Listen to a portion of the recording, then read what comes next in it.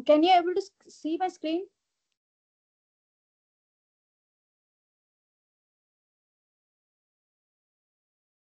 Guys, can anyone respond? Can you able to Yes, see my ma'am. screen? Yes. Okay. Let's discuss. Yesterday we spoke about what is Java actually. Is Java and where do we use Java?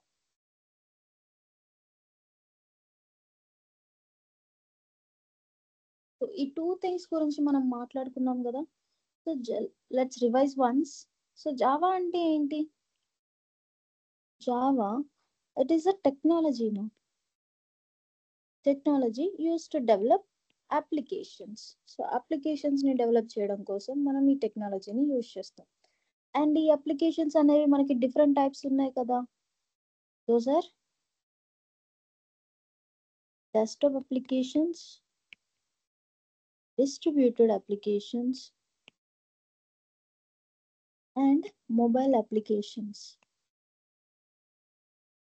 So these are the three applications we can able to develop by using Java.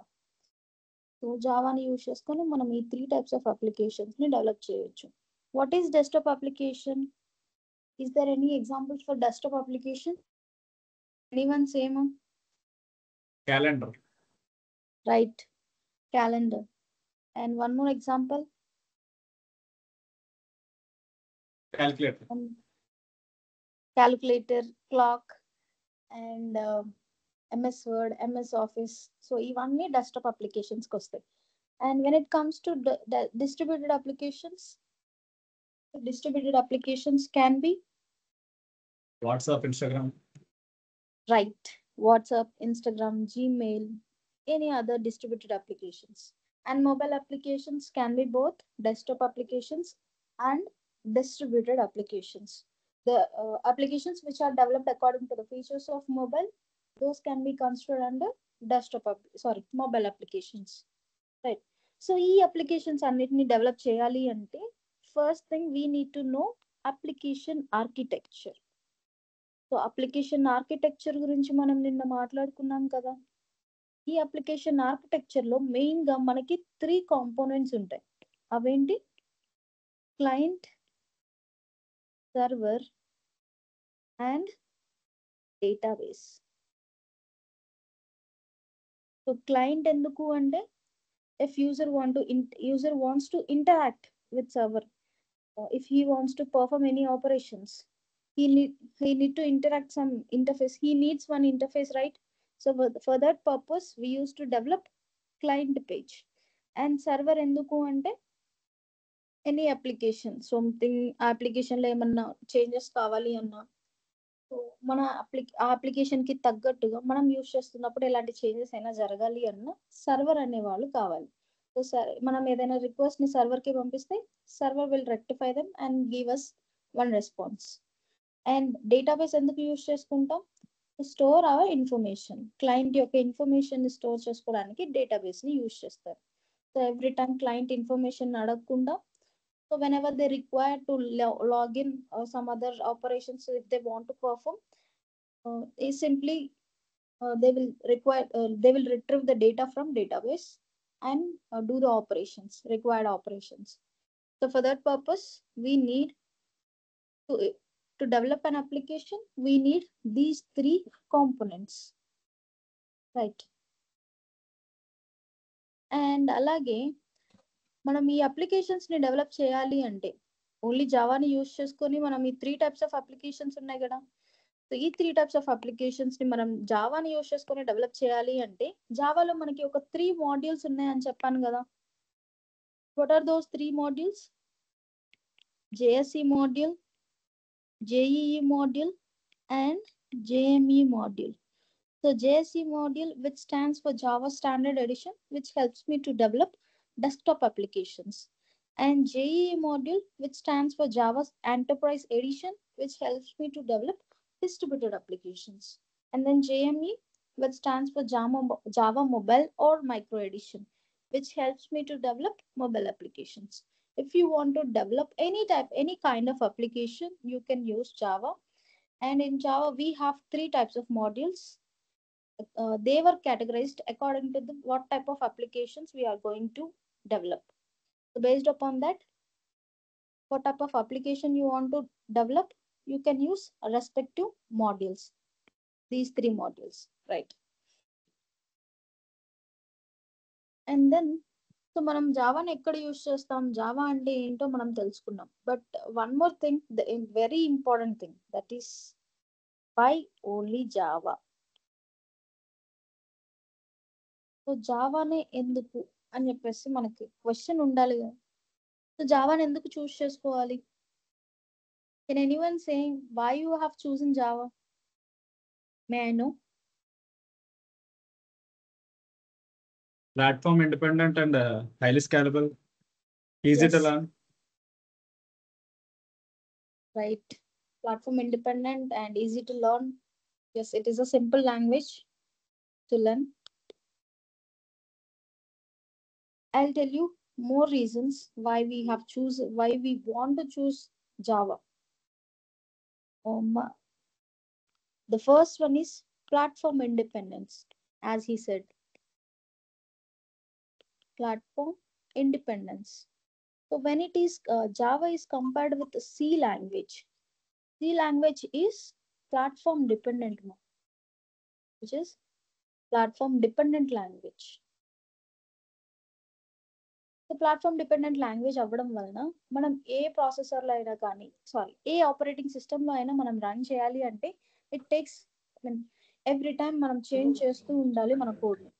So ఇలాంటి scenarios ఉన్నప్పుడు మనం కోడ్ని every time change చేయడం correct కాదు.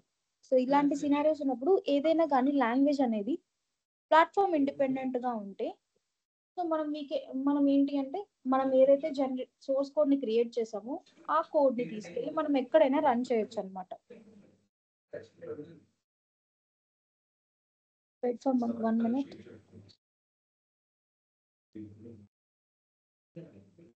Dhanalakshmi,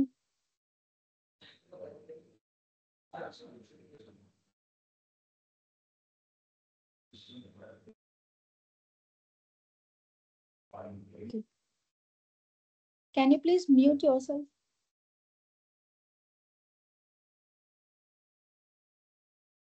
so Java అనేది C language తో పోల్చుకుంటే Java is platform independent language. And another reason also, whenever you find unwanted data, when it comes to unwanted data, just give me 1 minute.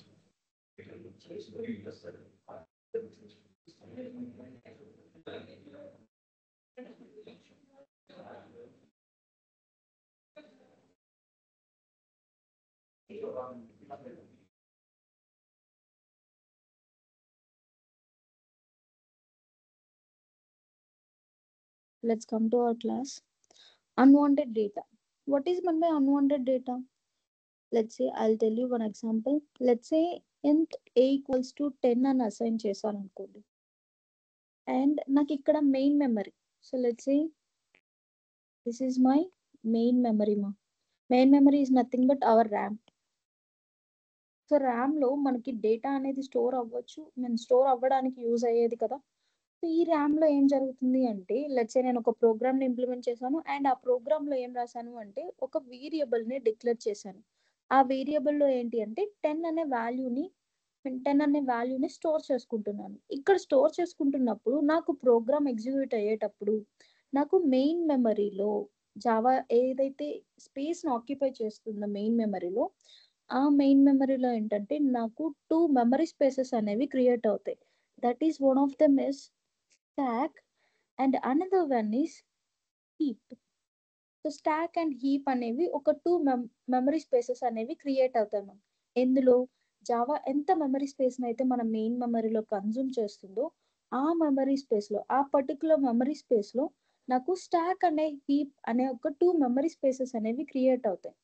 So నాకు ఇక్కడ ఈ stock అంటే ఏంటి, heap అంటే ఏంటి మీకు తెలీదు. I will let you know whenever the time comes. But now just consider it.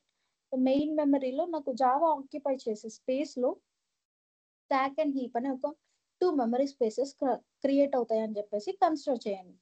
So ఈ స్టాక్ లో నాకు ఏం స్టోర్ అవుతాయి అంటే, నాకు ఇప్పుడు ప్రోగ్రామ్ లో ఏం రాశాను, ఇంట్ a ఈక్వల్స్ టు 10 అని ఇచ్చాను కదా. సో నాకు స్టాక్ లో ఏం స్టోర్ అవుతాయి అంటే వేరియబుల్ స్టోర్ అవుతాయి. అండ్ హీప్ లో ఏం స్టోర్ అవుతాయి అంటే, మనం ఏదైతే వాల్యూస్ ఇస్తామో ఆ వాల్యూస్ అన్ని నాకు హీప్ లో స్టోర్ అవుతాయి అన్నమాట. సో నేను ఎప్పుడైనా ప్రింట్ ఆఫ్ ఏ అంటే నాకు ఇప్పుడు ఏం ప్రింట్ అవుతుంది, 10 అనే వాల్యూ అనేది ప్రింట్ అవుతుంది అనమాట. నాకు డిస్ప్లే అవుతుంది ప్రింట్, ఐ మీన్ 10 అనే వాల్యూ. 10 అనే వాల్యూ ఎప్పుడు డిస్ప్లే అవుతుందంటే, ఏ అనే వేరియబుల్ ని మనం ప్రింటింగ్ స్టేట్మెంట్ లో పెట్టినప్పుడు ఏలో ఉన్న వాల్యూ ఏదైతే ఉంటుందో ఆ వాల్యూ అనేది నాకు డిస్ప్లే అవుతుంది. సో ఇక్కడ మనం మెయిన్ మెమరీలో చూసుకుంటే, now A is pointing towards 10 value in the heap memory. So A అనే వేరియబుల్ నాకు స్టాక్ లో స్టోర్ అవుతుంది, అండ్ హీప్ లో ఆ వేరియబుల్ ఏదైతే వాల్యూస్ ని రిప్రజెంట్ చేస్తుందో ఆ వాల్యూస్ అన్ని నాకు హీప్ లో స్టోర్ అవుతాయి. And now I change the value of variable A. Let's say A equals to 20 అన్నాను అనుకుందాం. నేను ఏలో 20 టైప్ ఆఫ్ వాల్యూనే కదా స్టోర్ చేస్తున్నాను, మీన్ నెంబర్ టైప్ ఆఫ్ వాల్యూనే స్టోర్ చేసుకుంటున్నాను. ఫస్ట్ ఏం స్టోర్ చేశాను, నెంబర్ టైప్ ఆఫ్ వాల్యూని స్టోర్ చేశాను. అండ్ తర్వాత కూడా నెంబర్ టైప్ ఆఫ్ వాల్యూని మాత్రమే మనం స్టోర్ చేయాలి జావాలో. సో ఇక్కడ నాకేం జరుగుతుంది అంటే, ఏ ఈక్వల్స్ టు 20 అని అసైన్ చేశాను కాబట్టి నాకు ఇప్పుడు మెయిన్ మెమరీలో 20కి కూడా మెమరీ అలొకేట్ అవ్వాలి కదా. సో 20 అనేది ఒకటి హీప్ లో స్టోర్ అవుతుంది. And now A will point towards 20. And ఏదైతే బాండ్ ఉందో 10 కి అండ్ అలాగే A కి, ఈ రెండిటికి now A will not point towards 10. Now A will point towards 20. So నాకు ఇప్పుడు 10 అనే వాల్యూ అవసరం లేదు కాబట్టి 20 అనే వాల్యూని అసైన్ చేశాను కదా నాకు ఏలో. సో ఇలాంటి సినారియో చూసుకుంటే నాకు ఇప్పుడు 10 అవసరం లేదనే కదా. Now it will become an unwanted data. So ఈ అన్వాంటెడ్ డేటా అనేది నాకు ఏ అన్వాంటెడ్ డేటా ఏదైతే అన్వాంటెడ్ డేటా ప్రొడ్యూస్ అవుతుందో నా ప్రోగ్రామ్ లో, సో అలా ప్రొడ్యూస్ అయిన అన్వాంటెడ్ డేటానంతా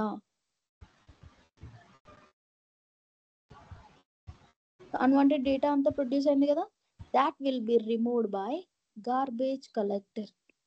సో నాకు జావాలో ఏంటి అంటే గార్బేజ్ కలెక్షన్ ఫెసిలిటీ ఉంటుందేమో.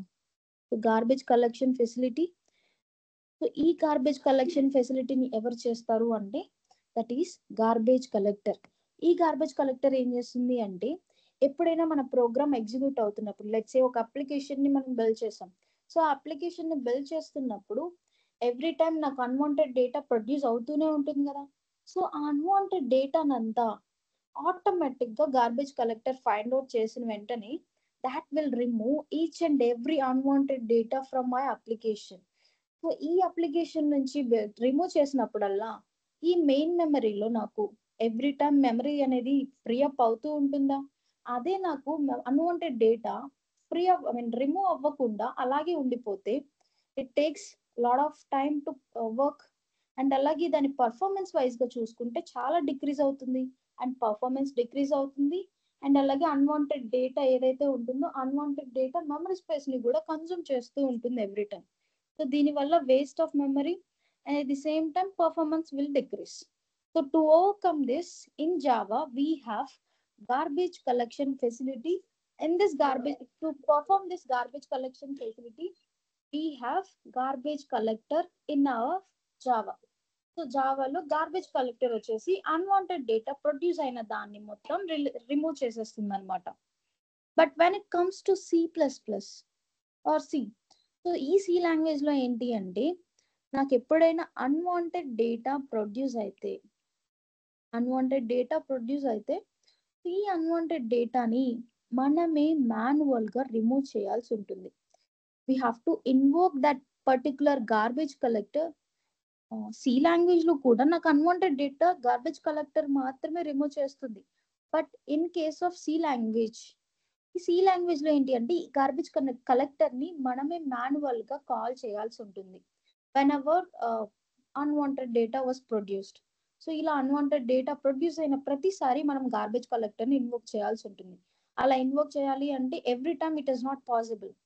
But when it comes to జావాలో ఏంటి అంటే గార్బేజ్ కలెక్టర్ అనేది ఆటోమేటిక్ గా అన్వాంటెడ్ డేటా ప్రొడ్యూస్ అయిన ప్రతిసారి ఇన్వోక్ అవుతుంది, దాని టాస్క్ ని కంప్లీట్ చేసేసి then it will going to its inactive stage కి వెళ్ళిపోతుంది. అన్వాంటెడ్ డేటా ప్రొడ్యూస్ అవ్వగానే గార్బేజ్ కలెక్టర్ వస్తుంది అండ్ డేటా అన్వాంటెడ్ డేటా అంతా రిమూవ్ చేసేస్తుంది అనమాట. అండ్ ఇంకొక జనరల్ రీజన్ ఏంటి అంటే if you want to build large scale applications, you want to build large scale applications and high performance applications.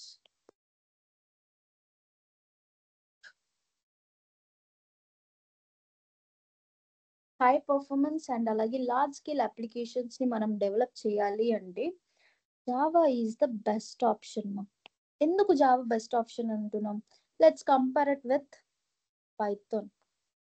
So Python language లో ఎలా ఉంటుంది? Let's see. సో నాకు జావాలో వేరియబుల్స్ డిక్లరేషన్ చూసుకుంటే లెట్స్ సే నేను int A equals to 10 అని assign చేశాను. And Python లో ఎలా అసైన్ చేస్తాము అంటే A equals to let A equals to 10 అని అసైన్ చేస్తాం. సో ఇక్కడ చూసుకుంటే నేను మళ్ళీ ఏని మళ్ళీ రీఇనిషియలైజ్ చేయాలి అనుకుంటే ఏ ఈక్వల్స్ టు 20 అని సేమ్ టైప్ ఆఫ్ వాల్యూని అసైన్ చేయాల్సి ఉంటుంది. లెట్స్ సే నేను ఇక్కడ ఏ అనే వేరియబుల్ ని చూసుకుంటే ఈ ఏ అనే వేరియబుల్ ఏ టైప్ ఆఫ్ వాల్యూని హోల్డ్ చేయాలో కూడా ముందుగానే డేటా టైప్ ని మెన్షన్ చేసి ఆ తర్వాత నేను వాల్యూతో ఇనిషియలైజ్ చేయాల్సి ఉంటుంది.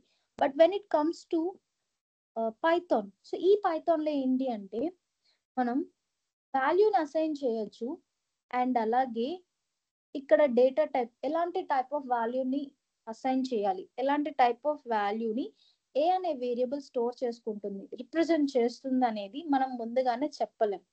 అండ్ ఇక్కడ చూసుకుంటే మళ్ళీ నేను ఏ ఈక్వల్స్ టు హాయ్ అని కూడా అసైన్ చేయొచ్చు. అండ్ 10 అనే వాల్యూ ఒక type of value and hi అనేది ఒక గ్రూప్ ఆఫ్ క్యారెక్టర్స్ అనమాట. సో ఇలా స్టోర్ చేసుకునేటప్పుడు ఈ సినారియోలో చూసుకుంటే ఇక్కడ పైథాన్ ని చూడండి. ఈ పైథాన్ లో చూసుకుంటే నేను ఏ అనే వేరియబుల్ ని డిక్లేర్ చేశాను అండ్ ఆ వేరియబుల్ లో నంబర్ టైప్ ఆఫ్ వాల్యూని స్టోర్ చేశాను కదా ఫస్ట్. అంటే ఇప్పుడు ఏ అనే వేరియబుల్ లో డేటా టైప్ ఏంటి? Integer type of data. So it has to store integer type of data. And మళ్ళీ నేను ఏని రీఇనిషియలైజ్ చేసేటప్పుడు గ్రూప్ ఆఫ్ క్యారెక్టర్స్ ని అసైన్ చేస్తున్నాను. Group of characters are nothing but string. So string అంటాం. ఈ స్ట్రింగ్ టైప్ ఆఫ్ వాల్యూస్ ని మనం మళ్ళీ ఏ అనే వేరియబుల్ లో స్టోర్ చేసుకోవచ్చు. సో నాకు ఇక్కడ ఈ ప్రాసెస్ లో ఎవరు ఇన్వాల్వ్ అవుతారు? ఎవ్రీ టైం నా ప్రోగ్రామ్ ని ఎగ్జిక్యూట్ చేసేటప్పుడు ఎవరు ఇన్వాల్వ్ అవుతారు అంటే ఈవెన్ జావాలో అవ్వనివ్వండి, పైథాన్ లో అవ్వనివ్వండి, సో ఎందులో అయినా సరే కంపైలర్ అనేది ఇన్వాల్వ్ అవుతుంది. లెట్స్ సే నేను ఏ ఈక్వల్స్ టు 10 అని జస్ట్ నాకు రాయడమే నా పని, బట్ ఇది ప్రాసెస్ చేసి మెషిన్ అండర్స్టాండబుల్ లాంగ్వేజ్ లోకి ఎవరు కన్వర్ట్ చేస్తారు అంటే compiler will do this process, which is present in Python installer, Python toolkit and అలాగే జావా టూల్ కిట్ లో కూడా నాకు ఎవరు ఉంటారు అంటే కంపైలర్ ఉంటుంది. సో ఈ కంపైలర్ ఏం చేస్తుంది అంటే మనం ఏదైతే హై లెవెల్ లాంగ్వేజ్ లో కోడ్ ని రాస్తామో ఆ హై లెవెల్ లాంగ్వేజ్ ని బైనరీ లాంగ్వేజ్ లోకి which is machine understandable language లోకి కన్వర్ట్ చేస్తాయి అనమాట. సో ఈ కంపైలర్ ఏం చేస్తుంది అంటే every time line to line execute చేసుకుంటూ వెళ్తుంది. లైన్ టు లైన్ ఎగ్జిక్యూట్ చేస్తున్నప్పుడు first let A equals to 10 అని అసైన్ చేస్తాం కదా. Now A is going to store number type of values అని మీనింగ్. అండ్ దెన్ మళ్ళీ తర్వాత నేను ఏ ఈక్వల్స్ టు హాయ్ అని అసైన్ చేశాను అంటే స్ట్రింగ్ టైప్ ఆఫ్ వాల్యూని హోల్డ్ చేస్తుంది అని అర్థం. అంటే ఫస్ట్ ఏమో నెంబర్ టైప్ ఆఫ్ వాల్యూని హోల్డ్ చేసింది కాబట్టి దాని డేటా టైప్ ఇంటీజర్. అండ్ తర్వాత మళ్ళీ దాని డేటా టైప్ ని మార్చొచ్చు. అండ్ తర్వాత మళ్ళీ నేను దాంట్లో క్యారెక్టర్స్ ని ఓన్లీ సింగిల్ క్యారెక్టర్ ని స్టోర్ చేసుకోవచ్చు. అండ్ తర్వాత ఇంకేదైనా data type let's say A equals to 15.5. So ఇలా అసైన్ చేయొచ్చు. ఎవ్రీ టైం దాని డేటా టైప్ ని మార్చాలి, ఆ తర్వాత వాల్యూని అసైన్ చేయాలి. So it looks like very time complexity taking process and big complex process. But when it comes to Java, so జావాలో చూసుకుంటే మనం వన్స్ ఒకసారి వేరియబుల్ ని డిక్లేర్ చేసామా లెట్స్ సే ఏ అనే వేరియబుల్ ని డిక్లేర్ చేశాను కదా. సో ఈ వేరియబుల్ ని డిక్లేర్ చేసేటప్పుడే మనం ఫస్ట్ డేటా టైప్ ని మెన్షన్ చేయాల్సి ఉంటుంది. whenever you are declaring a variable, you should have to mention its respective data type, meaning what is the type of value it is going to store. You have to mention it first only, and then you have to store the value. And if you want to assign any other type of value other than integer, let's say నేను ఇక్కడ 10 value అంటే ఏంటి, number type, which is nothing but integer type of value. So if you want to give any group of characters or a single character or true or false, so you cannot give them.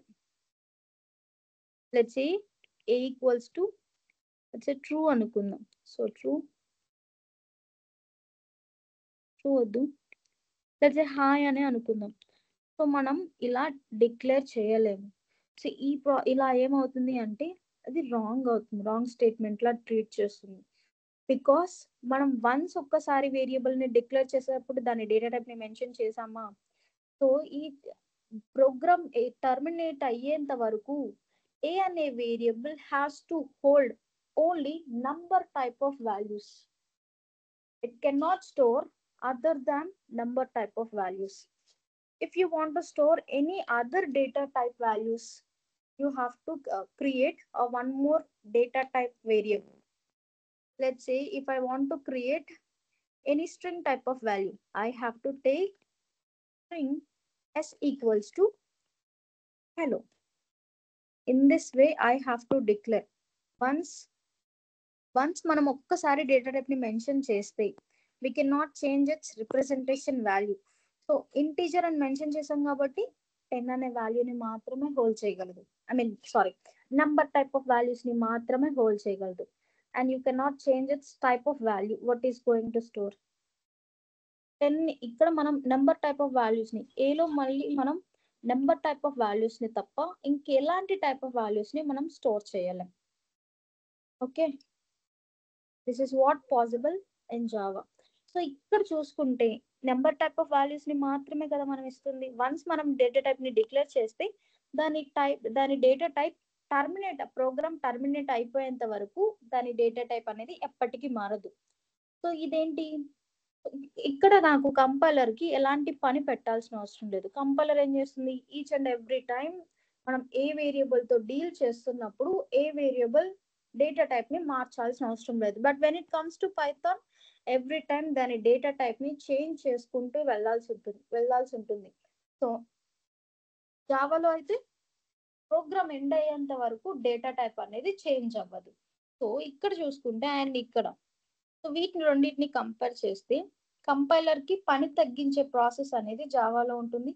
But when it comes to Python, so Python లో ఏంటి అంటే compiler has to change it's variable data type whenever required. But in Java, it is not possible to change the data type during runtime. So నా programme execute అవుతున్నప్పుడు మనం data type ని మార్చలేం. So for this purpose ఇక్కడ data type ని మార్చాల్సి ఉంటే every time performance అనేది decrease అవుతుంది.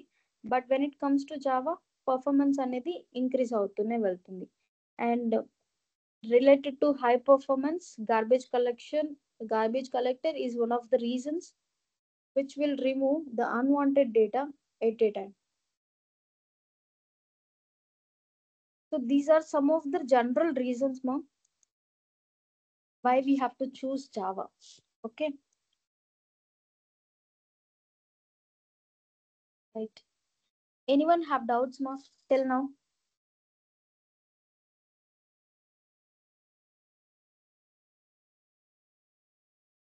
Anyone have doubts till now? Okay, I hope you all understood. Now I'll tell you the history of Java. And history గురించి మనం తెలుసుకున్న తర్వాత ఆ తర్వాత మనం యాక్చువల్ జావాని ఎందుకు చూస్ చేసుకోవాలి, ఓన్లీ 2 or 3 రీజన్స్ చెప్తే సరిపోదు కదా interview. whenever interview asks you why you have chosen Java, you have to answer, right? So for that we will learn the features of Java. after learning history of Java. Okay. So జావాని ఎవరు invent చేశారు అంటే the one is James Gosling మా. So James Gosling అనే person invent చేశారు. So ఈ person plus అతని colleagues, so వీళ్ళందరూ కలిసి జావాని డెవలప్ చేశారు. అండ్ జావాని ఎందుకు డెవలప్ చేయాల్సి వచ్చిందో నేను చెప్తాను చూడండి. So once upon a time in 1991, James Gosling and his colleagues, they were wants to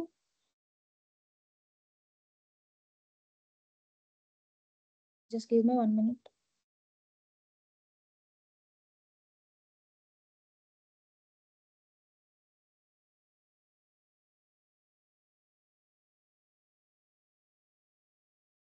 okay guys, okay.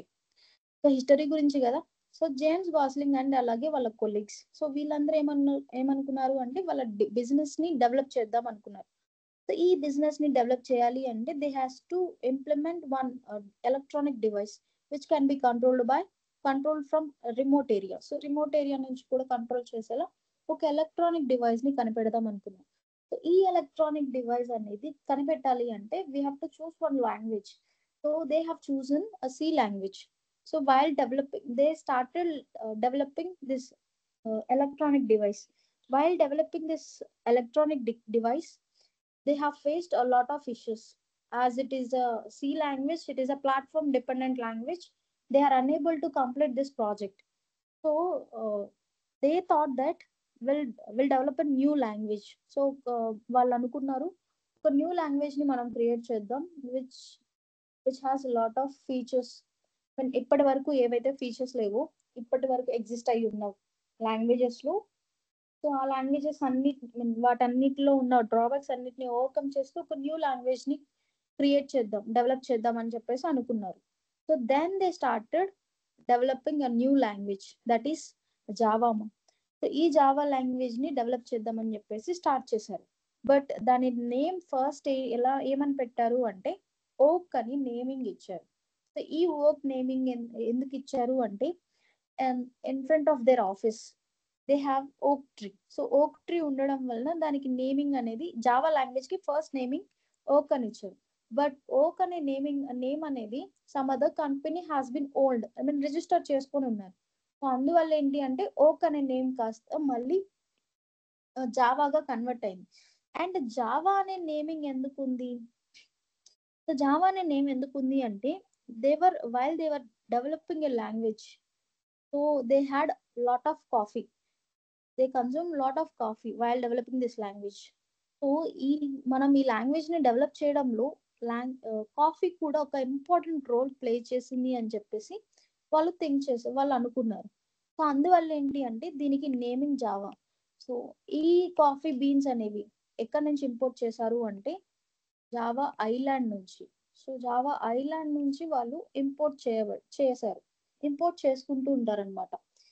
ఏంటివి? Coffee beans. So coffee beans అనేవి జావా ఐలాండ్ నుంచి ఇంపోర్ట్ చేసుకుంటారు. So because of this island quality coffee beans we had developed this new language. That's why they have chosen to Java island name as Java to this particular language. So ఈ language కి naming ఎలా వచ్చింది అంటే Java island నుంచి వచ్చిన నేమే ఈ language కి name. So and అలాగే ఈ లాంగ్వేజ్ యొక్క సింబల్ చూసుకుంటే కప్ సాసర్ ఉంటుంది కదా. I don't know how to draw. Just adjust guys.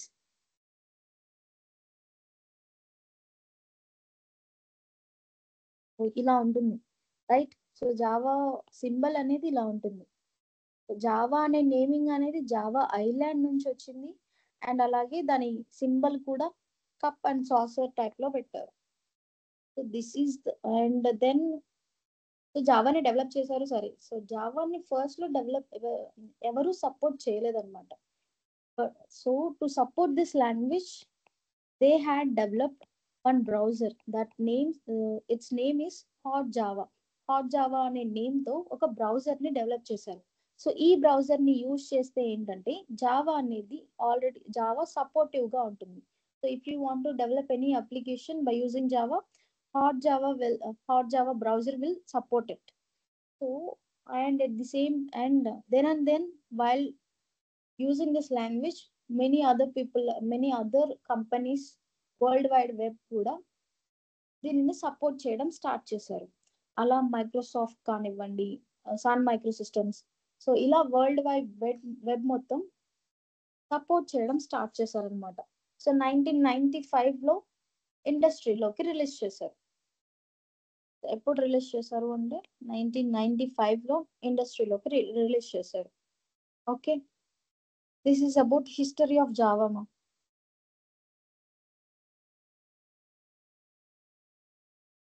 Right guys, వింటున్నారా?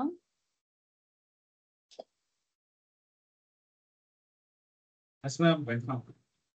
Okay,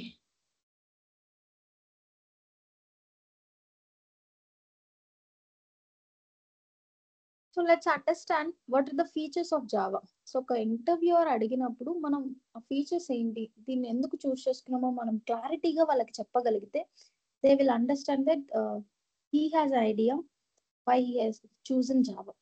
Okay, let me enlist all the features of Java.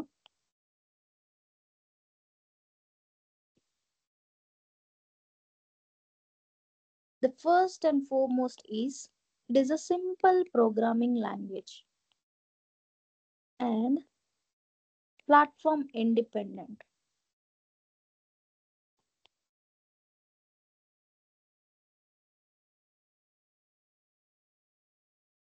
And architectural neutral.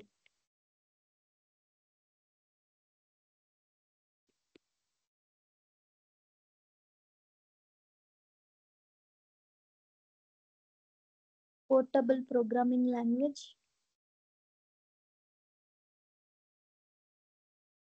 Dynamic programming language. Distributed programming language. And high performance programming language.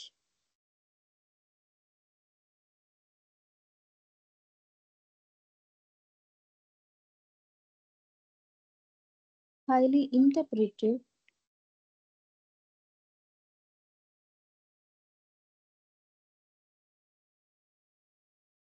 And multi-threaded.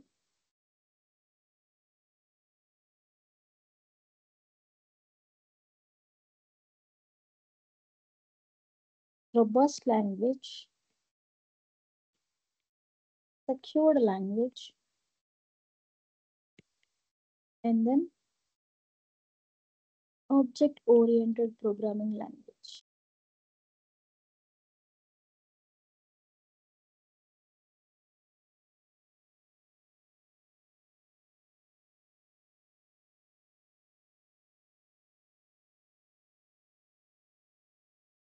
These are the features of Java, ma. Right.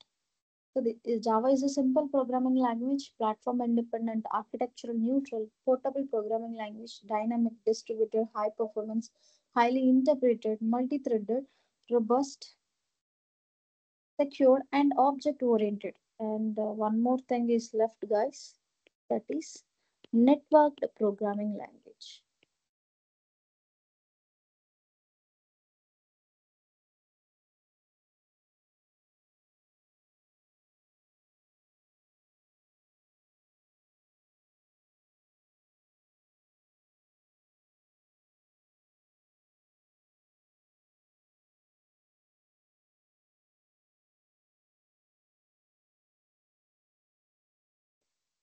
Right.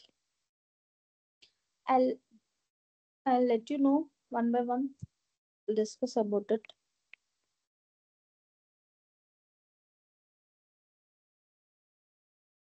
The first one is Java is simple programming language.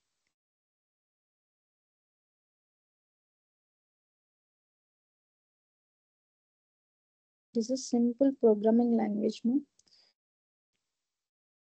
ఎందుకు జావాని simple programming language అంటున్నామంటే it is not in terms of syntax. It is not in terms of syntax. I know జావాలో చాలా keywords ఉంటాయి. మనం ఒక simple basic program ని create చేయాలి అంటే we have to remember lot of keywords. So చాలా కీవర్డ్స్ ని మనం గుర్తుపెట్టుకొని మనం ఒక ప్రోగ్రామ్ ని క్రియేట్ చేయాల్సి ఉంటుంది. So now I'm not telling according to the syntax. It is simple because of two reasons, ma'am. That is, the first one is generic API. The first one is generic API, and the second one is bytecode, ma'am. I'll tell you what is generic API and bytecode. Let's discuss it one by one. The first is generic API.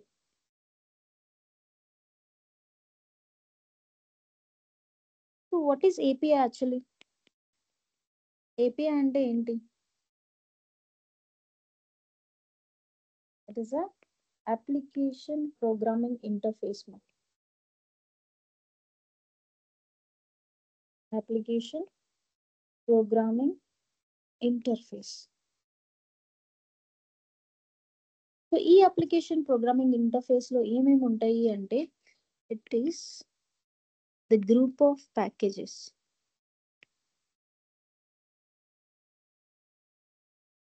Group of packages. And ఈ packages లో ఏముంటాయి అంటే it is the collection of classes, interfaces and sub packages. It is the collection of classes, interfaces and sub packages. I'll tell you what is a packages. So first మనం classes and interfaces లో ఏముంటాయో చూద్దాం. So classes and interfaces లో ఏముంటాయి అంటే variables, methods and constructors. So మనకి classes లో ఏముంటాయి అంటే variables, methods and constructors. Mostly మనం జావాలో ఏదైనా లాజిక్ ని ఇంప్లిమెంట్ చేయాలి అంటే ఏదైనా న్యూ లాజిక్ ని ఇంప్లిమెంట్ చేయాలి అంటే we have to keep it in classes and interfaces. Every time మనం ఒక చిన్న ప్రోగ్రామ్ ని క్రియేట్ చేయాలి అన్నా, పెద్ద ప్రోగ్రామ్ ని క్రియేట్ చేయాలి అన్నా మనం క్లాసెస్ అండ్ ఇంటర్ఫేసెస్ లో మాత్రమే చేస్తాం. అండ్ ఈ క్లాసెస్ అండ్ ఇంటర్ఫేసెస్ లో ఏమేమి ప్రాపర్టీస్ ఉంటాయి అంటే వేరియబుల్స్, మెథడ్స్ అండ్ కన్స్ట్రక్టర్స్ ఉంటాయి. సో ఈ వేరియబుల్స్ ఎందుకు అంటే లెట్స్ సే మనం నిన్న ఇక్కడ చూసుకుంటే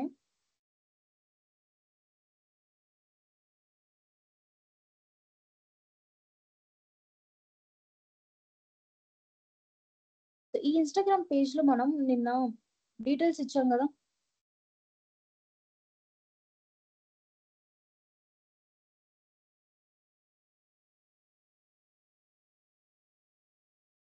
సో మనం ఇక్కడ ఒక టైప్ ఆఫ్ వాల్యూస్ ఇచ్చాం అండ్ అలాగే మనం ఇక్కడ డీటెయిల్స్ ఇచ్చాం కదా. User name and password enter చేసిన తర్వాత now we have to click on login. So ఇక్కడ చూసుకుంటే మనం ఈ వేరియబుల్స్ లో స్టోర్ చేసుకుంటాం ఏవైతే మనం యూజర్ నేమ్ అండ్ పాస్వర్డ్ ఇచ్చాం కదా. So user name and password, so ఇవన్నీ రెండు డైరెక్ట్ గా వెళ్ళిపోతే ఎలా? సో ఒకవేళ డైరెక్ట్ గా మనం వాల్యూస్ ఇచ్చేసాం అనుకోండి, ఈ వాల్యూస్ అనేవి ఏదో ఒక వేరియబుల్ హోల్డ్ చేస్తే తప్ప అవి ఉండవు. నేను చెప్పాను కదా గార్బేజ్ కలెక్టర్ గురించి. గార్బేజ్ కలెక్టర్ ఏం చేస్తుంది, మనకి అన్వాంటెడ్ డేటాలో ట్రీట్ చేస్తుంది. అదే మనం ఇప్పుడు ఇచ్చిన user name, let's say my user name is user1 అనుకుందాం అండ్ మన పాస్వర్డ్ వచ్చేసరికి 1234 అనుకుందాం. సో ఈ టూ డీటెయిల్స్ నేను ఎక్కడ ఇచ్చాను, క్లయింట్ పేజ్ నుంచి ఇచ్చాను. సో ఈ క్లయింట్ పేజ్ లో నేను ఇచ్చిన డీటెయిల్స్ ఇవి రెండు ఉంటాయి కదా. సో ఈ రెండింటిని మనం వేరియబుల్స్ లో స్టోర్ చేసుకుంటే మనకి ఎప్పుడైనా మనకు అవసరం ఉన్నప్పుడు మనం వాటిని యూజ్ చేసుకోవచ్చు అనమాట. ఒకవేళ మనం వేరియబుల్స్ లో స్టోర్ చేసుకోకపోతే garbage collector will think that it is an unwanted data, I have to remove it. So remove చేయాలని చెప్పేసి అది అలా అనుకుంటుంది. సో అలా కాకూడదు అంటే we have to store that particular username and password in variables. So variables లో store చేసుకోవడం వల్ల మనం వాటిని ఎప్పుడైనా కావాలి అనుకుంటే యూజ్ చేసుకోవచ్చు అనమాట. సో అందుకోసం మనం ఈ వేరియబుల్స్ ని యూజ్ చేస్తాం. And then methods. సో ఈ మెథడ్స్ ని ఎందుకు యూజ్ చేస్తాము అంటే, ఏదైనా న్యూ లాజిక్ ని మనం ఇంప్లిమెంట్ చేయాలి అంటే, లెట్స్ సే మనం ఒక 2 నెంబర్స్ ని ఎడిషన్ చేయాలి అనుకుంటున్నాం. సో 2 నెంబర్స్ అనేవి every time let's say 2 numbers అంటే 10, 20 అనుకుందాం. ఎవ్రీ టైమ్ నేను 10, 20 చేయను కదా. తర్వాత 30, 40 చేస్తాను. తర్వాత 50, 60 చేస్తాను. సో ఇలాంటి లాజిక్స్ అన్ని నేను ఇంప్లిమెంట్ చేయాలి అంటే, అదే నేను సింగిల్ మెథడ్ లో రాసుకుంటూ వెళ్ళిపోతే నాకు చాలా కోడ్ ఇంక్రీజ్ అవుతుంది. అలా కాకూడదు. నేను ఎవ్రీ టైమ్ నేను లాజిక్ ని మళ్ళీ మళ్ళీ ఇంప్లిమెంట్ చేయకూడదు. అదే లాజిక్ ని తీసుకెళ్ళి నేను ఒక మెథడ్స్ లోపల పెట్టగలిగితే, so if I implement this logic in a methods, I can reuse them. So నేను ప్రతిసారి అవసరం ఉన్నప్పుడు రీయూజ్ చేసుకుంటూ ఉండొచ్చు అనమాట. whenever I implement my particular logic in methods. So methods లో ఇంప్లిమెంట్ చేయడం వల్ల మనం ఎవ్రీ టైం యూజ్ చేసుకుంటూ ఉండొచ్చు అండ్ అలాగే కోడ్ రీయూజబిలిటీకి ఉపయోగపడుతుంది. And then constructors. సో ఈ కన్స్ట్రక్టర్స్ ఎందుకు అంటే, whenever we so constructors అనేవి కూడా ఒక టైప్ ఆఫ్ మెథడ్సే, కాకపోతే ఇవి ఒక స్పెషల్లీ డిఫైన్డ్ మెథడ్స్. సో వీటి పర్పస్ ఏంటో ఏంటి అని చెప్పేసి మనం ఈ కాన్సెప్ట్ వచ్చినప్పుడు డిస్కస్ చేద్దాం. ఓకేనా. అండ్ ఈ variables and methods and constructors అన్ని నాకు ఎందులో ఉంటాయి అంటే క్లాసెస్ అండ్ ఇంటర్ఫేసెస్ లో ఉంటాయి. అండ్ ఈ group of classes and interfaces అన్నిటిని కలిపితే ఒక ప్యాకేజ్ అవుతుంది. సో ఈ గ్రూప్ ఆఫ్ ప్యాకేజెస్ ఏమంటారు అంటే అప్లికేషన్ ప్రోగ్రామింగ్ ఇంటర్ఫేస్ అంటాం. సో ఈ అప్లికేషన్ ప్రోగ్రామింగ్ ఇంటర్ఫేస్ ఎందుకు? This application programming interface has been an inbuilt facility which we have. So జావాలో ఏంటి అంటే సన్ మైక్రో సిస్టమ్ వాళ్ళు ఆల్రెడీ ప్రీడిఫైన్డ్ గా క్రియేట్ చేసి పెట్టారు. సో ఈ క్రియేట్ చేసిన క్లాసెస్ అండ్ ఇంటర్ఫేసెస్ అన్నిటిని యూజ్ చేసుకొని మనం ఒక డిఫరెంట్ టైప్స్ ఆఫ్ అప్లికేషన్స్ ని డెవలప్ చేయొచ్చు అనమాట. So by using this generic API we can able to build different kinds of applications. I'll revise one more time. Sun Microsystems has provided an inbuilt facility to the users, an API which is a collection of packages, and packages which is the collection of classes and interfaces and sub packages. Sub packages are nothing but ఈ sub packages లో కూడా ఏముంటాయి అంటే classes and interfaces మాత్రమే ఉంటాయి. And these classes and interfaces internally contains variables, methods, and constructors. The variables which will hold or represent one values, and methods which holds some logic. మనం ఒక logic ని implement చేయాలి అంటే methods ని use చేస్తాం. And constructors are the specially defined methods. So ఇవన్నీ ఏంటి అంటే సన్ మైక్రో సిస్టమ్ వాళ్ళు ఆల్రెడీ క్రియేట్ చేసి పెట్టినవి. So by using this inbuilt facility, we can able to develop different kinds of applications. So ఈ different kinds of applications, okay, API అంటే అర్థమైంది, but generic API అనే ఎందుకు ఇచ్చారు మనకి? Because this API will satisfy the universal requirements. Universal requirements ఏవైతే ఉంటాయో వాటన్నిటిని ఐడెంటిఫై చేసి, లెట్స్ సే ప్రతి ఒక్క పర్సన్ కి కొన్ని కొన్ని కామన్ రిక్వైర్మెంట్స్ ఉంటాయి కదా.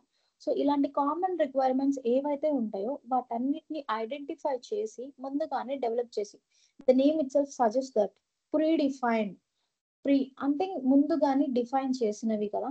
సో ప్రీడిఫైన్ స్ట్రక్చర్స్ అన్ని క్రియేట్ చేసి నాకు ఏపీఐలో స్టోర్ చేశారు. అండ్ ఈ ఏపీఐ ఎలాంటి టైప్ ఆఫ్ రిక్వైర్మెంట్స్ ని సాటిస్ఫై చేయగలదు? జనరల్ రిక్వైర్మెంట్స్, కామన్ రిక్వైర్మెంట్స్ ని సాటిస్ఫై చేయగలదు. కాబట్టి the name has been generic API. So because of this reason, so now we can able to develop an application without starting its from scratch నుంచి మొదలు పెట్టాల్సిన అవసరం లేకుండా మనం డెవలప్ చేయొచ్చు అప్లికేషన్. అంటే మనం న్యూగా ఎలాంటి లాజిక్ ని ఇంప్లిమెంట్ చేయకుండా డెవలప్ చేసేయచ్చు, జస్ట్ ప్రీడిఫైన్ స్ట్రక్చర్స్ ని యూజ్ చేసుకొని. And then the second reason is bytecode. I'll tell you what is bytecode.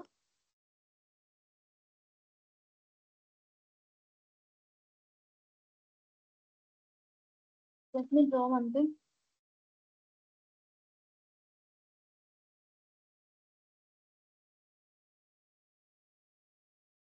This is my sample.java ma.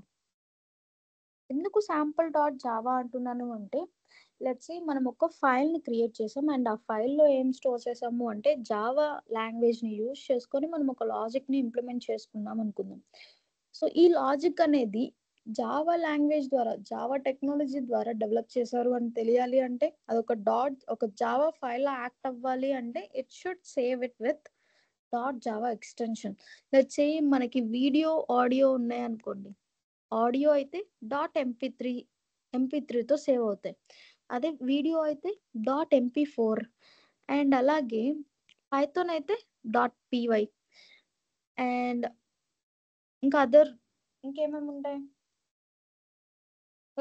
మనకి పీడిఎఫ్ చూసుకుంటే .pdf ఎక్స్టెన్షన్తో సేవ్ చేస్తాం, అదే డాక్యుమెంట్స్ అయితే డాక్స్ ఇలా డిఫరెంట్ ఫైల్స్కి డిఫరెంట్గా ఉంటుంది. సో అవి ఎలాంటివి అని రికగ్నైజ్ చేయాలి అంటే we have to use respective extensions. So అలాగే జావా ఫైల్ అని కన్సిడర్ చేయాలి అంటే it has to save it with .java extension. So .java ఎక్స్టెన్షన్తో సేవ్ చేసిన తర్వాత we have to write some code and ఈ కోడ్ని రాసిన తర్వాత నౌ మనం ఈ ప్రోగ్రామ్ని మనం ఏదైతే లాజిక్ ఇంప్లిమెంట్ చేసామో ఓకే ఫైన్ క్రియేట్ చేసి పెట్టాం అంతే. సో అది ఎగ్జిక్యూట్ అవ్వాలి కదా. సో దాన్ని ఎగ్జిక్యూట్ చేయాలి అంటే జావాలో has to be gone under compilation phase. So ఇది కంపైలేషన్ ఫేజ్కి వెళ్ళాలి. ఈ కంపైలేషన్ ఫేజ్కి వెళ్ళాలి అంటే we have to use one development tool. So ఆ డెవలప్మెంట్ టూల్ ఏంటి అంటే లెట్స్ సే మనం జావాని ఇన్స్టాల్ చేసుకుంటాం కదా. సో జావాకి సంబంధించిన టూల్స్ అన్నీ మనకి అవైలబుల్గా ఉంటాయి వన్స్ వి ఇన్స్టాల్ ఆ జావా. సో జావాని ఇన్స్టాల్ చేసుకున్న తర్వాత జావా డెవలప్మెంట్ టూల్స్ అన్నీ మనకు అవైలబుల్గా ఉంటాయి కదా. సో ఆ టూల్స్లో ఒకటి ఏంటి అంటే జావాసీ అనే టూల్. సో ఈ జావాసీ టూల్ని ఏమంటారు అంటే జావా కంపైలర్ అంటారు.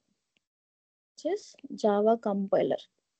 సో ఈ జావా కంపైలర్ ఏం చేస్తుంది అంటే it compiles our program, meaning I tell you. So javac అనే టూల్ని యూజ్ చేసి జావాసీ మనం ఏదైతే ఫైల్ సోర్స్ కోడ్ని క్రియేట్ చేసామో ఆ సోర్స్ కోడ్ యొక్క ఫైల్ నేమ్ ఇవ్వాలి. సో ఆ ఫైల్ నేమ్ ఏంటి, sample.java.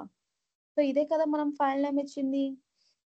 So javac space sample.java అని చెప్పేసి మనం ఎంటర్ చేయాలి by using javac tool. So ఈ టూల్ని యూజ్ చేసి మనం కంపైల్ చేయగలనే now source code will enter into compilation phase.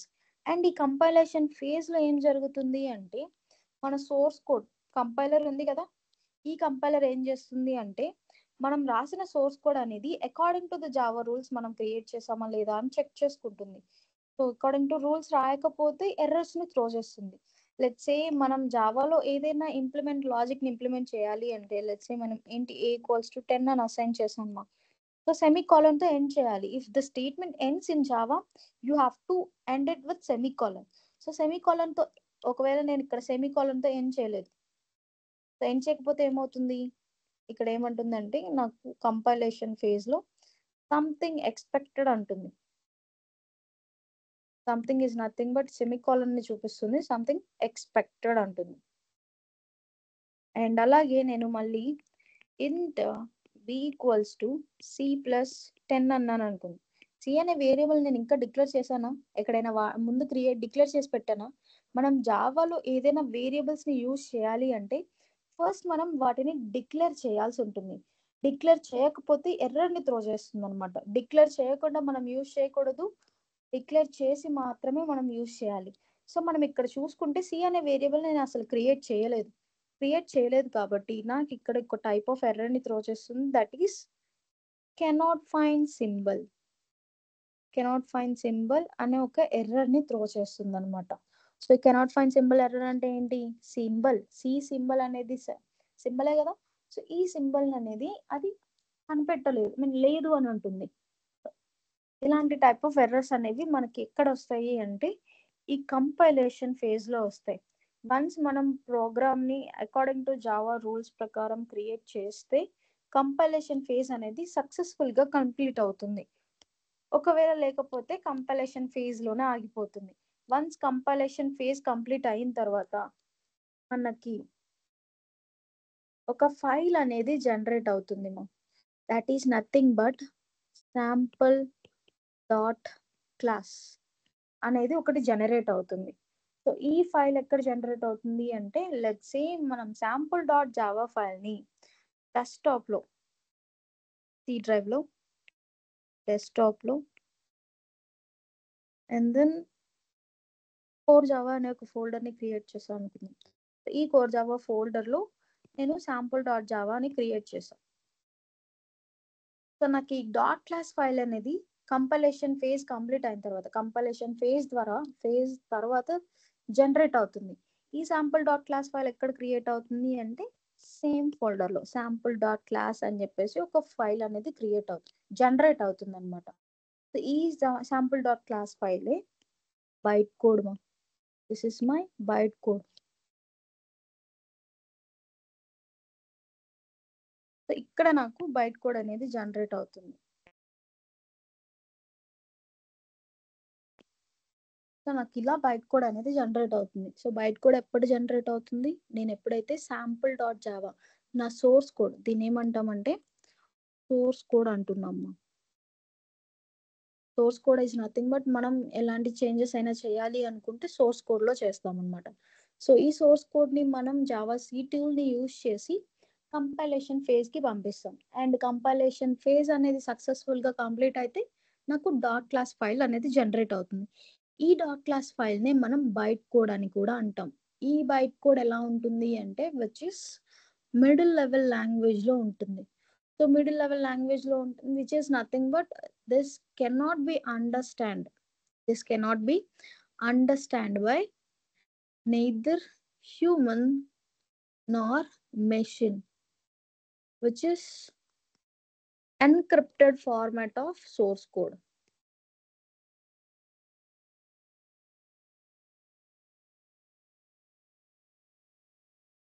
So నా సోర్స్ కోడ్ అనేది ఎన్క్రిప్టెడ్ ఫార్మాట్లోకి కన్వర్ట్ అవుతుంది అనమాట.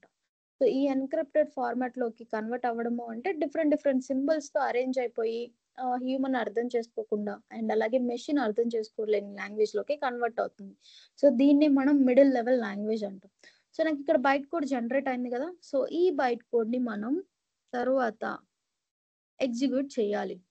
మనం జావాలో ఏంటి అంటే ఏదైతే హై లెవెల్ లాంగ్వేజ్లో మనం ప్రోగ్రామ్ని రాసామో ఈ హై లెవెల్ లాంగ్వేజ్ని డైరెక్ట్గా మనం రన్ చేసి రిజల్ట్స్ గెట్ చేయము. ఇక్కడ ఎందుకు ఏంటి అని చెప్పేసి ఫర్దర్గా ఫీచర్స్ వస్తాయి కదా, అప్పుడు మనకు అర్థమవుతుంది. ఓకేనా? సో శాంపుల్ డాట్ జావా ఫైల్ని నేను కంపైలేషన్ ఫేజ్ ద్వారా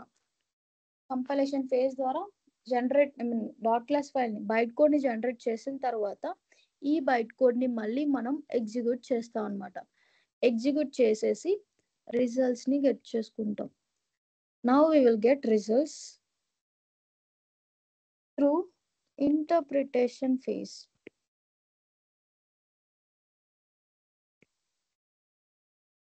ఇంటర్ప్రిటేషన్ ఫేజ్లోకి పంపిస్తాం. సో ఈ ఇంటర్ప్రిటేషన్ ఫేజ్లోకి పంపించడానికి మనకి జావాలో ఒక టూల్ ఉంది, that is Java tool. So ఈ జావా టూల్ జావా స్పేస్ మనకి డాట్ క్లాస్ ఫైల్ ఏ నేమ్తో జనరేట్ అయింది? శాంపుల్ నేమ్తో కదా. Now we have to give sample. So Java space sample. So ఇక్కడ మనం డాట్ క్లాస్ ఫైల్ అని ఇవ్వకూడదు, ఓన్లీ శాంపుల్ అని ఓన్లీ నేమ్ని మాత్రమే ఇవ్వాల్సి ఉంటుంది. సో ఎప్పుడైతే నేను ఈ టూల్ని యూజ్ చేసి ఇంటర్ప్రిటేషన్ ఫేజ్లోకి పంపిస్తాను, ఇంటర్ప్రిటేషన్ ఫేజ్లో ఏం జరుగుతుంది అంటే now in this interpretation phase మనకి జావాని ఇన్స్టాల్ చేసుకున్నాం కదా. జావాని ఇన్స్టాల్ చేసుకున్నప్పుడు మనకి జావాలో ఉన్న టూల్స్ అన్నీ వస్తాయి కదా. సో ఆ టూల్స్లో ఒకటి JIT compiler which is nothing but jet compiler అంటాం. సో ఈ జెట్ కంపైలర్ అనేది నాకు ఇంటర్ప్రిటేషన్ ఫేజ్లో ఇన్వాల్వ్ అవుతుంది. సో ఈ కంపైలర్ ఏం చేస్తుంది అంటే నాకు బైట్ కోడ్ జనరేట్ అయింది కదా. So let's say this is my byte code and ఈ బైట్ కోడ్లో సమ్ లైన్స్ ఆఫ్ కోడ్ ఉంది అనుకుందాం. సో ఈ బైట్ కోడ్ ఏం చేస్తుంది అంటే now JIT compiler will read the entire lines of the code. So line to line read చేసుకుంటూ వెళ్తుంది. అండ్ రీడ్ చేసిన వెంటనే the first line it reads and converts it from middle level language to low level language. So now middle level language అనేది ఏంటి? Machine understandable language కాదు కదా. Machine understandable language ఏంటి? లో level language. So which is binary language.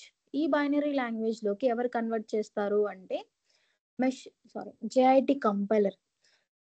This process will done by JIT compiler. So ఈ JIT compiler ఏం చేస్తుంది అంటే బైట్ కోడ్ లో ఉన్న ఈచ్ అండ్ ఎవ్రీ లైన్ ని రీడ్ చేస్తుంది and it converts the middle level language into low level language and get results and those results will be in low level language, and this low level language will results will be converted into high level language.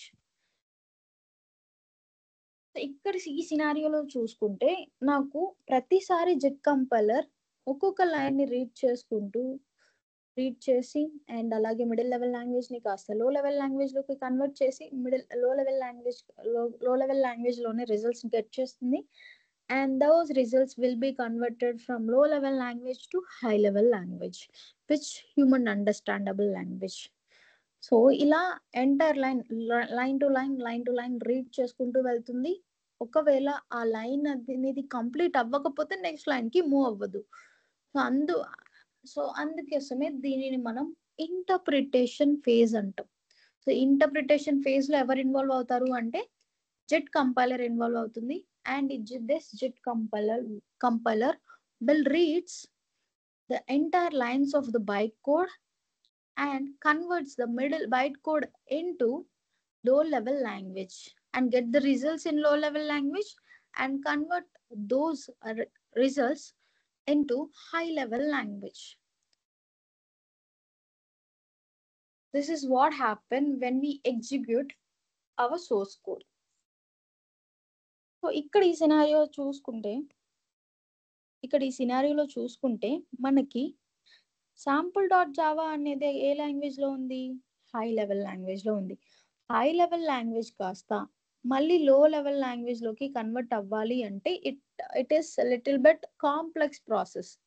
అదే నేను నా high level language ని కాస్త middle level language లోకి convert చేసుకోవడం వల్ల security reasons ఉంటాయి, security ఉంటుంది. And at the same time అది మిడిల్ లెవెల్ లాంగ్వేజ్ లోకి కన్వర్ట్ అయ్యాక మిడిల్ లెవెల్ లాంగ్వేజ్ ని కాస్త మళ్ళీ లో లెవెల్ లాంగ్వేజ్ లోకి కన్వర్ట్ చేయడం చాలా ఈజీ ప్రాసెస్ అవుతుంది. సో ఇక్కడ చూసుకుంటే కాంప్లెక్సిటీ తగ్గుతుంది అండ్ అలాగే నాకు సెక్యూర్డ్ గా ఉంటుంది నా డేటా అనేది. ఒకవేళ బైట్ కోడ్ లో ఏమన్నా చేంజెస్ చేస్తే నా బైట్ కోడ్ అనేది ఎప్పటికీ రన్ అవ్వలేదు, మీనింగ్ ఎప్పటికీ ఎగ్జిక్యూట్ అవ్వదు అనమాట. అలా సెక్యూరిటీని ప్రొవైడ్ చేస్తుంది which is an encrypted format of source code అన్నాను కదా. ఎన్క్రిప్టెడ్ ఫార్మాట్ లోకి కన్వర్ట్ అయింది అంటే no one can understand it, either machine or human. So ఈ ప్రాసెస్ ని చూసుకుంటే జావా అనేది సింపుల్ లాంగ్వేజ్ లా కనిపిస్తుంది కదా.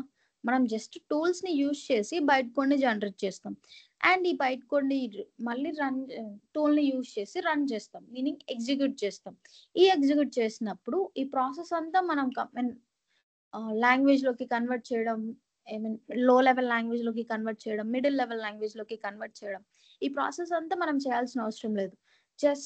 మనం జస్ట్ ఆ టూల్స్ ని యూజ్ చేస్తే చాలు, యూజ్ చేసి and hour respective file names ఇస్తే చాలు, అవి ఆటోమేటిక్ గా రన్ అయిపోతుంది అండ్ అలాగే నేను రాసిన కోడ్ ని ఎగ్జిక్యూట్ చేసేస్తుంది.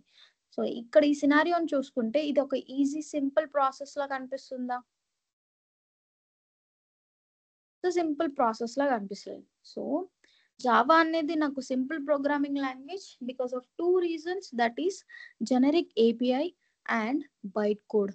So generic API is nothing but application programming interface, which is the collection of packages, and packages is the collection of classes, interfaces and sub-packages. So these classes and interfaces internally contains variables, methods, and constructors. So this API will satisfy the universal requirements which were developed by Sun Microsystems. And the another reason is bytecode, which is a middle level language and encrypted format of source code. So this encrypted format cannot be understood by either neither machine nor human. So this, because of this reason, it is a secured programming language also, and it is not a time taking process too.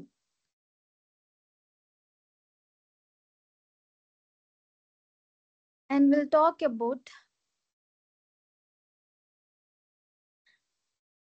simple language is completed, and the other one is platform independent programming language. We'll discuss about it.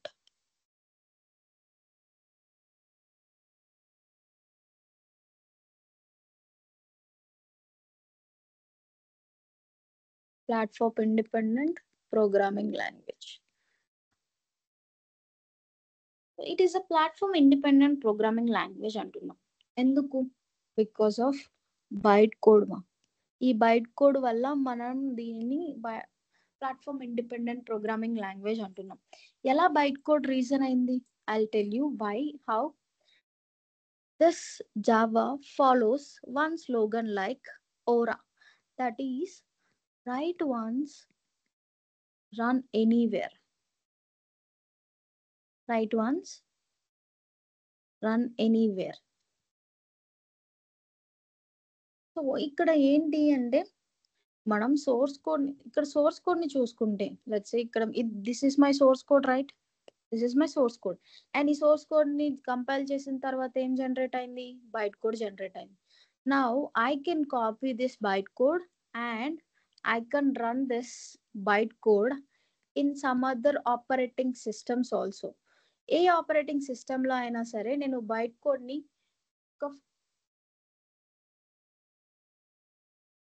So ఏదైతే byte code generate అయిందో ఆ byte code ని నేను ఒక machine లో నుంచి ఇంకొక machine లో కూడా రన్ చేయొచ్చు.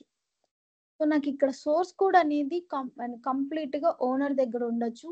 అండ్ బైట్ కోడ్ ఏదైతే ఉంటుందో ఈ బైట్ కోడ్ ని నేను ఒక ఆపరేటింగ్ సిస్టమ్ లో ఇంకొక, let's say Linux operating system, Linux, Mac, Windows, ఏ ఆపరేటింగ్ సిస్టమ్ లో అయినా రన్ చేయొచ్చు అనమాట. So because of this reason, Java is considered as platform independent programming language. ఎందుకంటాము అంటే, ఏదైతే బైట్ కోడ్ మనకి జనరేట్ అయిందో దట్ ఈస్ ప్లాట్ఫామ్ ఇండిపెండెంట్. మన సోర్స్ కోడ్ అనేది ప్లాట్ఫామ్ ఇండిపెండెంట్ కాదు. మనం ఏదైతే జనరేట్ చేస్తామో బైట్ కోడ్, ఆ బైట్ కోడ్ అనేది ప్లాట్ఫామ్ ఇండిపెండెంట్ గా వర్క్ చేస్తుంది. Meaning it can run on any operating system.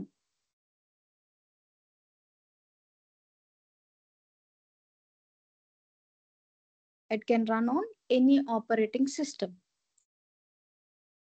So because of this reason, Java is considered as platform independent programming language.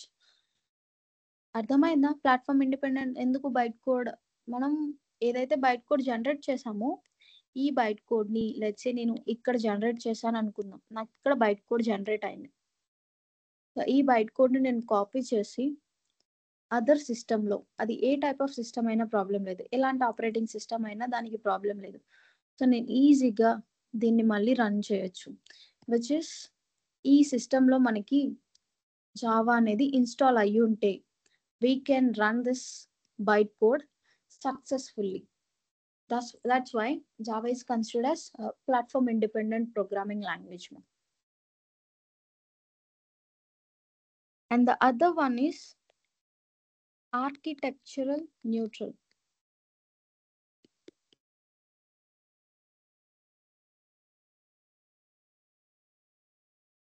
Architectural neutral programming language. So Java is architectural programming language అని ఎందుకు అంటున్నాము అంటే, because Java can be neutral to each and every processor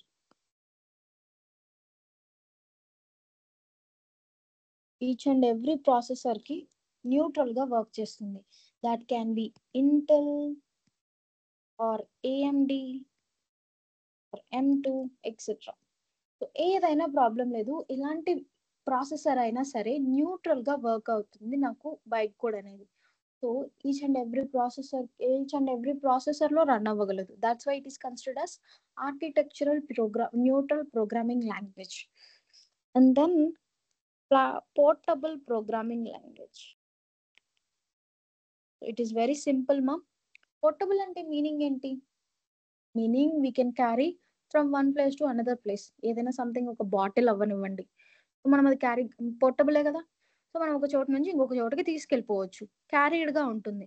so అలా carried గా ఉంటే మనం వాటిని portable things అంటాం. సో మనం జావాని ఇక్కడ పోర్టబుల్ ప్రోగ్రామింగ్ లాంగ్వేజ్ అని ఎలా అనొచ్చు? Because of platform independence and architectural neutral. Meaning Java can run on any operating system. A operating system లో అయినా రన్ అవుతుందా? రైట్, ఏ ఆపరేటింగ్ సిస్టమ్ లో అయినా రన్ అవుతుంది.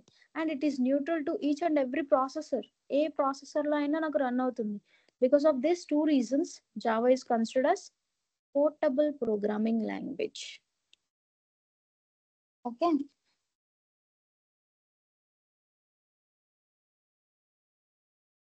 anyone have doubts ma till now?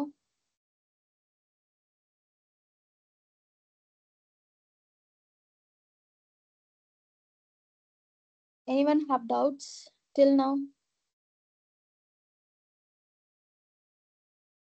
No, madam. Okay. So we'll revise once what are the features of Java. So ఒకసారి features గురించి మాట్లాడుకుందాం. So Java is a simple programming language because of two reasons: generic API and bytecode. So generic API will satisfy a particular common requirements. That's why it is simple programming language. And bytecode, because of bytecode, it is secured programming language, and also it is a middle level language. So because of middle level language, we can able to convert that middle level language into లో level language. And ఈ process అంతా మనం ఏమన్నా చేస్తున్నామా అంటే కాదు. ఈ process అంతా మనం జస్ట్ ఒక టూల్ ని యూజ్ చేసి, జావాలో మనకి జావా అనే టూల్ అండ్ అలాగే జావాసి అనే టూల్ ని యూజ్ చేసి, సో ఈ ప్రాసెస్ అంతా బైట్ కోడ్ ని జనరేట్ చేయగలుగుతున్నాం. And at the same time ఆ బైట్ కోడ్ నుంచి మనం రిజల్ట్స్ ని గెట్ చేయగలుగుతున్నాం. So because of these two reasons Java is considered as simple programming language. And the other one is platform independent. The bytecode is a platform independent language, and bytecode follows one slogan like ORA, write once, run anywhere. So నువ్వు ఒక్కసారి రాస్తే చాలు source code ని, and ఆ source code ని once compilation phase ని దాటిన తర్వాత మనకి బైట్ కోడ్ అనేది జనరేట్ అవుతుంది. That can be run on each and every processor and each and every operating system. A operating system లో అయినా run అవ్వగలదు. Because of this reason, it is considered as platform independent programming language. And the other one is architectural neutral programming language, because it can be neutral to each and every processor. That can be Intel, AMD, M2, etc. That's why it is considered as architectural neutral programming language. And then portable programming language. So because of two reasons, platform independence and architectural neutral programming language. So ఈ two reasons వల్ల జావాని మనం portable programming language అనొచ్చు. ఈ రెండింటికి reason ఒకటే, byte code. So ఈ byte code అనేది platform independent గా, ఐ మీన్ ఏ ఆపరేటింగ్ సిస్టమ్ లో అయినా రన్ అవ్వగలదు, అలాగే ఏ ప్రాసెసర్ లో అయినా రన్ అవ్వగలదు. So that's why it is considered as portable programming language. Okay, today we'll end this session. Tomorrow we will discuss other features of madam 1 minute guys. మీకు రేపు సెషన్ అనేది ఉండదు గైస్, మండే మళ్ళీ session ఉంటుంది. Because of కొత్త students ఉన్నారు join అయ్యే వాళ్ళు కూడా. సో మీకు రేపు అనేది సెషన్ లేదు. Monday same link same time session ఉంటుంది. అండ్ వన్ మోర్ థింగ్, ఎవరైతే ఈ సెషన్లో కంటిన్యూ అవ్వాలి అనుకుంటున్నారో వాళ్ళు నాకు పర్సనల్గా మెసేజ్ చేయండి. ఫీ డీటెయిల్స్ ప్లస్ ఎలా పే చేసుకోవచ్చు అనేది నేను మీకు వాళ్ళకి ఎక్స్ప్లెయిన్ చేస్తాను. ఎవరైతే పే చేసి ఉన్నారో already most of the 10 to 12 people paid already. వీళ్ళందరికీ నేను Monday CV Corp app link ఇచ్చేస్తున్నాను. అంటే డైరెక్ట్గా మీకు ఇంకో వీడియోస్, ఎవ్రీడే నోట్స్ దాంట్లో అప్డేట్ అయి ఉంటాయి. ఓకే, మీకు పేమెంట్ గురించి ఏదన్నా ఇది ఉన్నా, డిస్కౌంట్ గురించి ఏదన్నా కావాలి అన్నా సరే డైరెక్ట్ నా నంబర్ ఉంది కదా అందరి దగ్గర, సతీష్. ఓకే, ఉందా? ఎవరి దగ్గర నంబర్ లేదా?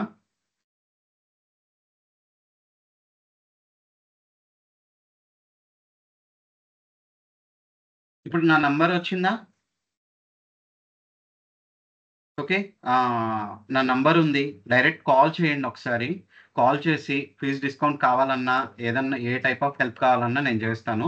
ఒకసారి నాతో కాంటాక్ట్ అవ్వండి. ఓకే, మండే ఎవరైతే పే చేసి ఉన్నారో వాళ్ళందరికీ links direct CV Corp application ఇచ్చేస్తాను. దాంట్లో ఎవ్రీడే వీడియో ఉంటుంది, నోట్స్ ఉంటుంది, అన్ని దాంట్లో చూసుకోవచ్చు. Okay guys, thank you very much. Ma'am continue. Thank you, sir. Guys, on Monday we'll discuss remaining features of Java. Okay. Do you have any doubts till now? ఏదన్నా doubt ఉంటే ఇప్పుడు అడగండి, don't worry. ఎవరు కూడా ఇబ్బంది పడద్దు, feel free. Okay,